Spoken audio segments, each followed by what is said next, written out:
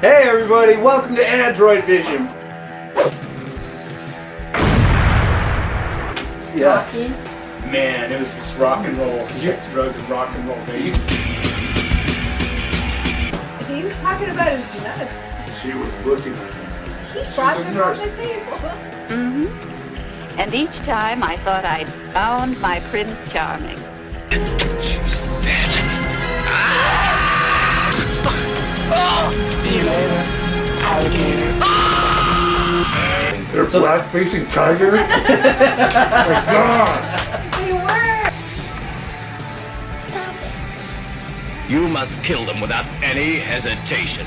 Do you understand me?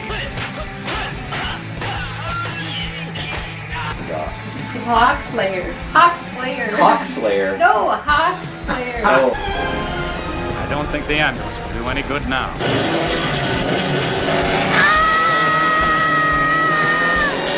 That.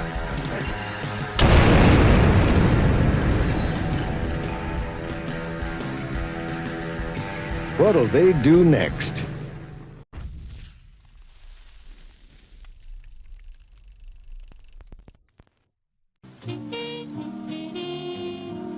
Music to the ears of the hungry. The sizzle of a mouth-watering hamburger. Fresh, lean beef, done to a golden brown. Couched in a soft bun. And garnished to the ears of the hungry. The sizzle of a mouth-watering hamburger.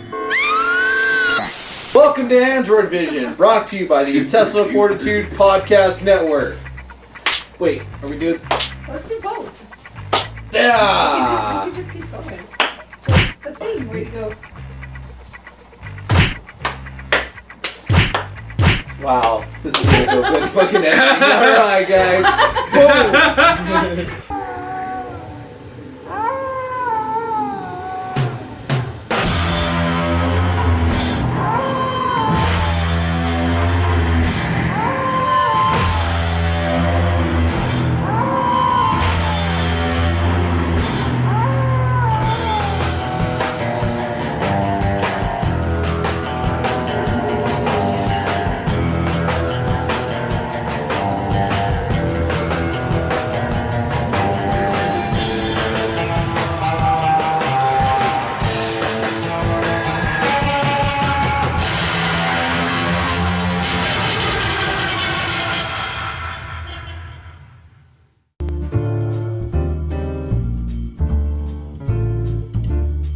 Hey guys, thank you so much for sticking with us. I hope you are enjoying your spring.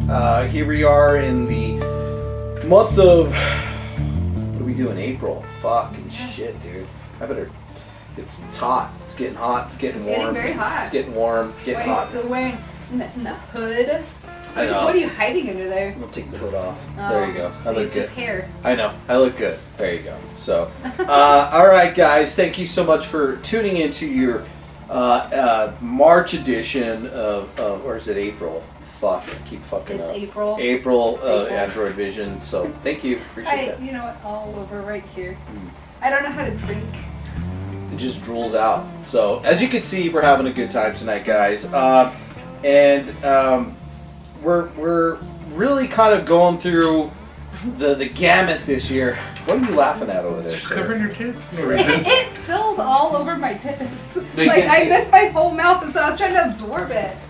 It's gone now! And now back to your regularly scheduled program. And now back to your regularly scheduled program. And now back to your regularly scheduled program. And now back to your regularly scheduled program. There we go. See. Okay, Okay, good. we're done. We're dried off. So, Sorry. all right. Okay, guys. So tonight we're gonna do some post-apocalyptic shit for you, but we're gonna post-apocalyptic is cars, right? That's what it's all about. So we're gonna start off with a really cool PSA from 1948. We're really fucking delving into the fucking bowels almost 100 years ago. 1948. It's called Driven to Kill. That's right. It's an American Transit and Association presents Driven to Kill, brought to you by the National Committee on Films for Safety.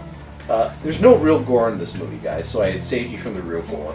It's just a movie about impatient assholes trying to get home to fuck their wives and fucking eat their dinners with a tall glass of fucking milk. Because that's what they ate in the fucking 40s, right? Like And lots of Jello. Jello and milk and a nice fucking, you go home with a nice roast or a nice meatloaf and you, And it's all put in Jello. yeah, and you polish it off with a fucking, Glass of milk. a glass of milk this tall. Yeah. All of it. Yeah. Could you imagine, like, That's hell. I know. I mean, I've been there, and that's like the lower hell. Ooh, I couldn't imagine fucking milk. And then Jello. I can't imagine all the Jello. and then your fucking milk farts. Oh. Milk farts are funny. Who the fuck drinks fucking tumblers full of milk? Fucking From the 1940s. fucking World War II vets and fucking wives who fucking didn't get fucked for fucking since their husbands are at war. Those are the people who fucking drink that fucking. They were hoping to give birth to, the Beastmaster. This is true. This is true. So enjoy Driven to Kill about impatient assholes. We'll be right back.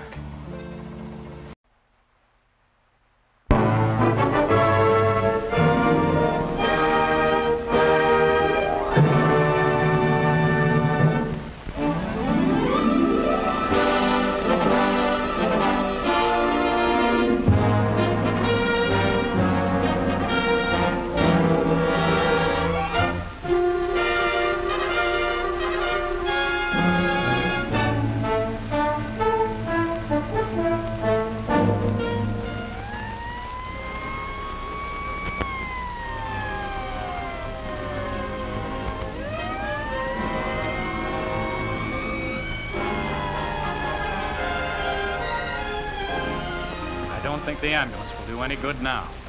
No. No.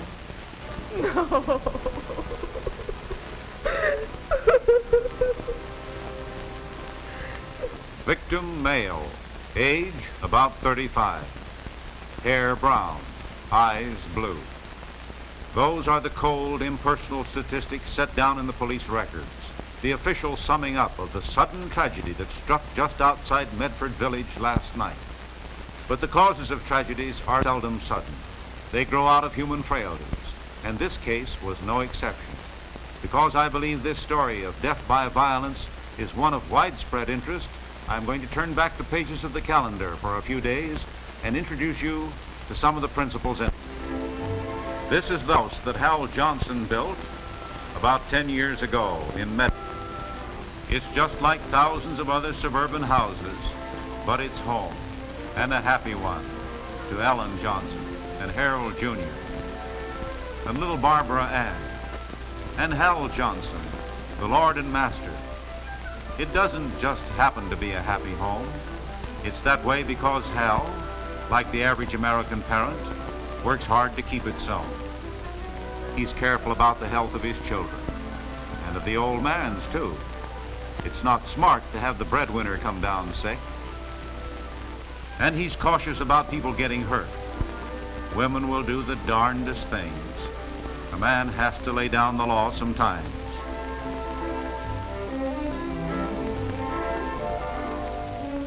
But it's that growing boy that really keeps him hopping.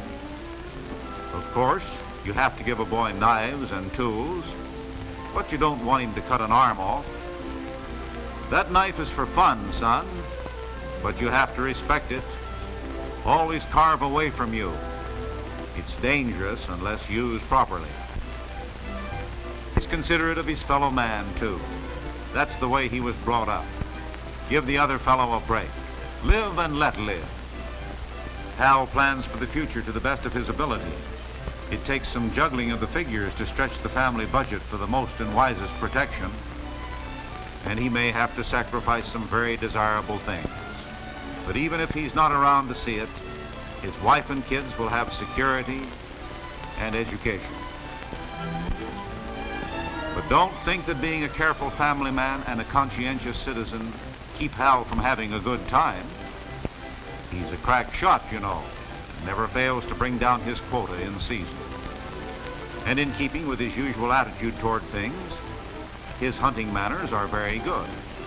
His gun is always aimed where somebody isn't. Where there's a chance of a misfire, he eliminates that chance.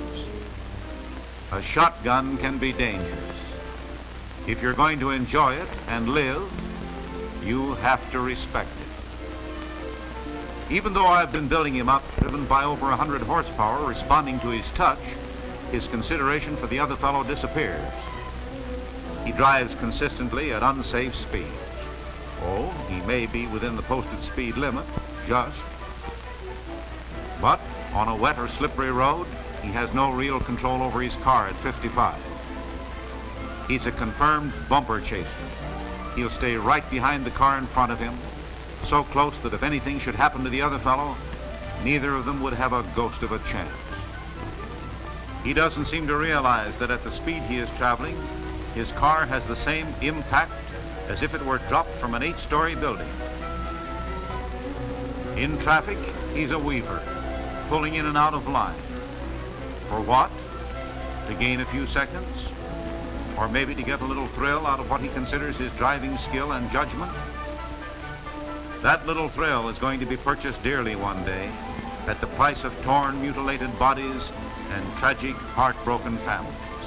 That inevitable day when he doesn't quite make it back to the right lane in time. I said that Hal Johnson was an average American citizen. Well, the tragic part of it is that he's an average American driver, too. He would be righteously indignant if you told him that he was a dangerous driver. Why, he's been driving for 15 years and never had a bad accident. He would tell you that accidents are caused by drunken drivers or teenagers, always the other fellow. Of course, such offenders do take their toll. But the inescapable fact is that 85% of fatal automobile accidents are caused by the average driver. Solid citizens, nice people like Hal Johnson, like most of you in the audience. Last year, 32,000 of our fellow citizens, men, women, and children, met with sudden, horrible death at the hands of the careless driver. And that's not the whole story. More than 1 million were injured, many of them crippled for life, in 1 year. Well, I said I was going to turn the calendar back a few days. Now I'm going to turn it forward to last night. Hal and Ellen Johnson had been to the home of friends for dinner and a few hands of bridge afterward. They left for home about 9:30. No, there wasn't any drinking, just a few Cokes. And it was still early. Nobody felt tired. There wasn't any hurry either. There was a sitter home with the children, but Hal knew the road like a book, and just from force of habit, he soon had the car rolling. They didn't think anything about it. They felt just as safe in that hurtling shell of steel as they had in their friend's living room. The family car is such a familiar thing. Just outside Medford, they overtook a truck. There's a long curve in the road there, but Hal figured on passing him in a matter of seconds. He pulled out and started to pass. Then suddenly, from around the curve, there were headlights in the windshield. Hal couldn't get back. The oncoming driver couldn't avoid the crash. It was over so quickly, in a flash. Hal ran back.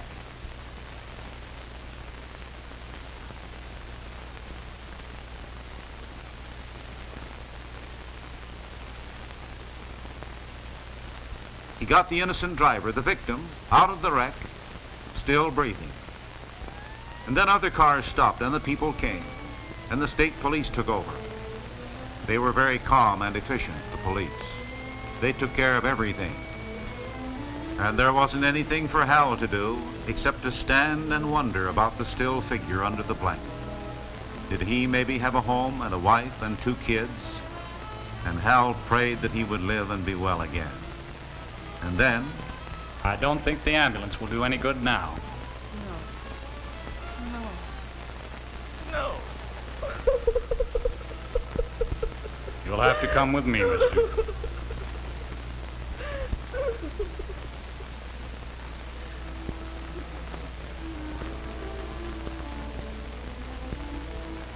And that's what happened outside Medford Village last night. It's significant because something very like it happens every 5.5 minutes on the streets and highways right across the country. Why must this go on? Why must more than 1 million people be killed or injured this year? Because of a stranger's carelessness, a friend's carelessness, or your own carelessness. These are the fruits of that attitude, of driving at unsafe speed, of bumper chasing, following the car ahead too closely, of driving in the wrong lane, or trying to pass at the wrong time, of improper turning, of ignoring stop signs, or beating the lights. It's a deadly weapon, far more deadly on the record than any gun. And yet, like a gun, if you want to use it, enjoy it, live and let live, you've got to respect that weapon under your hands. Driving laws are made to help you keep your car under control. Learn them, observe them. Don't let your car be driven to kill.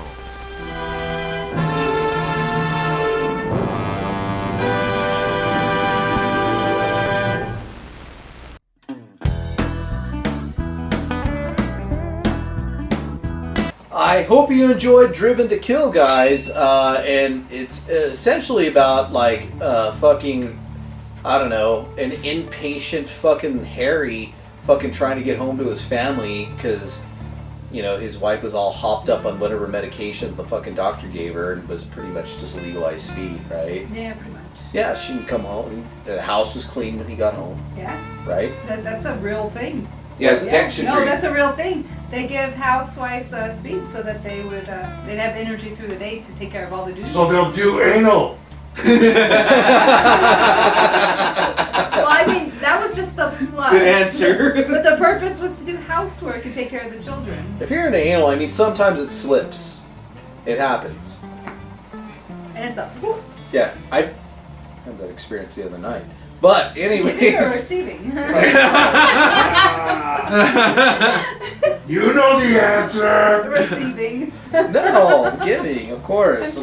I'm not necessarily a receiving type of individual. You don't like to receive? I'm a big giver. Oh. Yeah, I'm a big giver. I don't know. Maybe it's my fucking plight in life. Oh. But I'm a big giver. We should be best friends at Christmas. Yeah, absolutely. Aw. Absolutely. I'm Next down. year. I'm down. Yeah. Alright, guys, your movie for the night, Exterminators from the Year 3000. As promised, to you, the viewers, you guys want me to pepper in some Mad Max ripoffs, some post-apocalyptic shit. And in a post-apocalyptic future, where water is the hot commodity, a group of post-apocalyptic survivors are forced to turn towards a mysterious stranger by the name of Alien. His name's Alien. And to help battle a motorcycle gang over an outpost where water is located. It is a Mad Max Road Warrior ripoff. Absolutely, 100%. Straight out of fucking Italy and Spain. It sounds like a little bit of Tank Girls thrown in there. All fucking Mad Max ripoffs. Every fucking one of them. Every single one. I don't care if it's fucking comic books, novels, everything fucking ripped. Am I not right, Ejaculus? I was just trying to think if that was rape in Mad Max 1. There absolutely was rape. He was enjoys fucking the looking rape. at it with the fucking binoculars at the end of the movie while the fucking chick was getting raped and her man was forced to watch. And then he was killed. I like when I'm forced to watch. This is true. I'm a watcher. So are you really forced then if you're forced to watch? I don't know. I'm a watcher though. Cuckold. Huh? What's that? Cuckold. No cuckoldness. No cuckoldness because I don't want a penis bigger than mine involved in the picture. So is that difficult to achieve? No, I'm just kidding. No, it's not really. Not really. I mean, I'm just an average guy. But at the end of the day, you know, I mean, I can't compete with a woman. I don't mind watching with. Please email your penis sizes to androidvision.com. This is true. Please do so. Please. So this movie is directed by Giuliano Carnamenia. That's it. Giuliano Carnamenia. There you have it. He's known for Ratman, Convoy Buddies, which is a Convoy Smokey and the Bandit ripoff, and Poker in Bed. Yeah, Poker in Bed. Poker in Bed. Yeah, there you go. Got it. There you go. Written by Dardano Sacchetti, who often worked with Italian directors such as Lamberto Bava and Lucio Fulci. And this motherfucker who wrote this movie has written everything that you know in the Italian fucking shock cinema. Zombie, City of the Living Dead, The Beyond, House by the Cemetery, The New York Ripper, The Bronx Warriors, Devilfish, Demons 2 and 3. This guy has fucking written everything. So, it's an Italian fucking B movie written by the guy who wrote all this other shit. So, it's starring, and try to fucking pronounce these names in the best Italian you can. This one? Yes. Robert Lanucci? Yes. Alicia Moro? Yes. Laciano Paguzzi. There you go. That's right. It took me a second. You did great. I really appreciate you. And so, enjoy Exterminators from the Year 3000. We'll be right back.